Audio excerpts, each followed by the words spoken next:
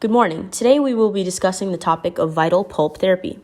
Our group consists of Basent, Brian, Hassan, Lindsay, Louis, Maria, Marwa, Natalie, Renee, Amy, Rima, Ruchira, Sahar, Vincent, and Whitney.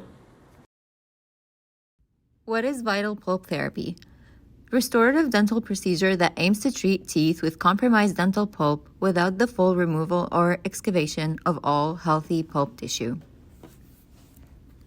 The indications for vital pulp therapy are when the dental infection is approximating the pulp chamber but hasn't invaded it yet, if the patient has reversible pulpitis, a vital tooth, trauma exposing healthy pulp tissue, or irreversible pulpitis in immature permanent teeth, which means in pediatric patients that have newly erupted permanent teeth without root formation. Finally, the options for vital pulp therapy are direct pulp cap, indirect pulp cap, and pulpotomy in pediatric patients, which we're about to explain. The ADA defines the indirect pulp cap procedure as a procedure in which the nearly exposed pulp is covered with a protective dressing to protect the pulp from additional injury and to promote healing and repair via the formation of tertiary dentin. Bacteria can invade dentinal tubules, and bacteria products can diffuse across the dentin and elicit pulpal reactions. With age, the mineral content in dentin increases, caused by the filling of tubule lumens, which leads to total obliteration. Sclerotic or obliterated tubules can impede bacterial spread and can buy time for the pulp to heal. In this procedure, a majority of caries and any tissue that's not able to be remineralized is removed. A thin layer of caries is left in the deepest portion of the prep to avoid pulp exposure.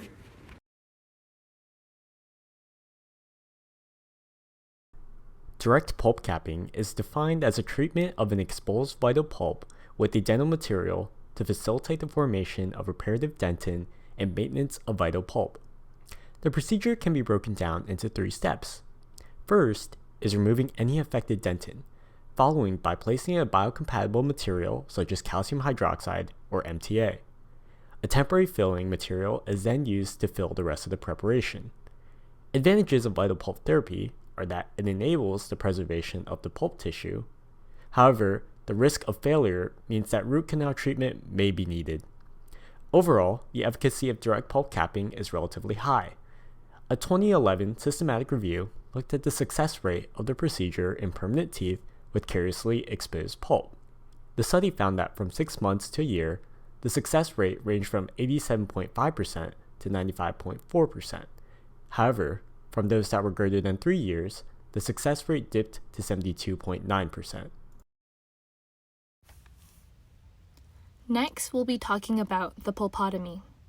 A pulpotomy is an endodontic procedure for treating vital teeth with a carious pulp exposure.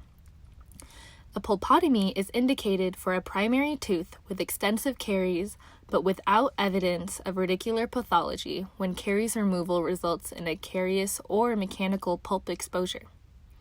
The procedures for a pulpotomy include first receiving informed consent from your patient, followed by anesthesia and isolation. We will then remove gross decay and the roof of the chamber. Next, extricate the coronal pulp, obtain hemostasis, place pulp medicament, and then fill with fortified zinc oxide eugenol. We will then place a well-sealed stainless steel crown.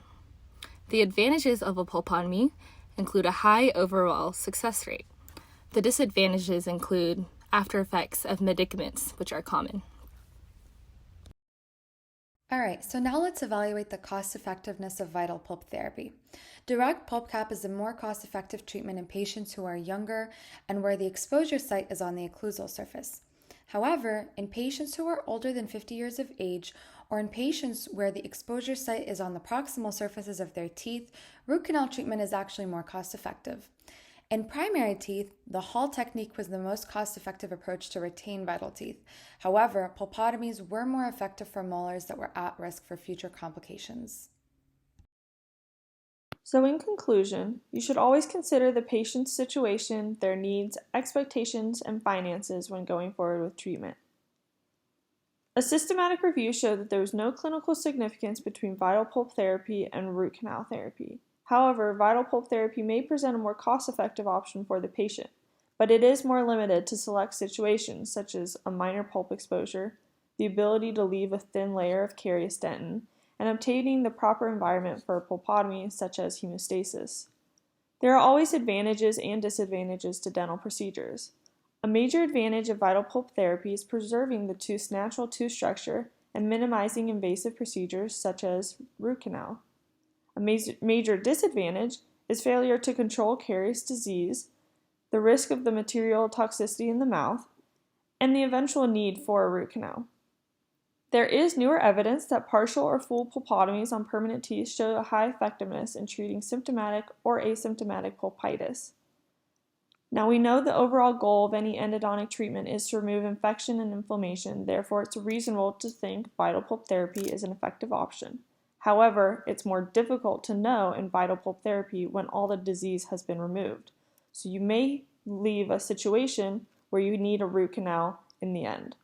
So again, you need to consider the patient's situation, their needs, expectations, and finances, and discuss all of these with them before going forward with either vital pulp therapy or root canal therapy. Thank you so much.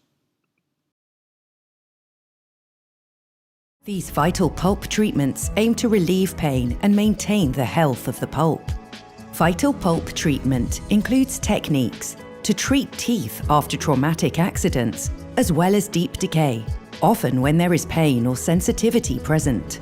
Depending on the depth of decay, the injured pulp may be protected by a thin layer of remaining tooth dentine. In these cases, the tooth can be restored carefully in a 1 or 2 visit staged technique if the decay is deep. These techniques avoid further damage to the pulp, while minimizing removal of tooth substance. If the damage is more advanced, the pulp may be exposed. In such cases, the pulp can still be preserved. Using good light, magnification, and a careful technique, the pulp can be protected and capped with a kind sealing material that promotes repair and regeneration. Alternatively, a small portion of the damaged pulp may be removed in a pulpotomy procedure prior to restoration with a pulp-friendly material. All these vital pulp treatments are a predictable, minimally invasive and effective way of preserving the health of the pulp and tooth. Occasionally, vital pulp treatment will not work. However, the tooth can still be saved by root canal treatment.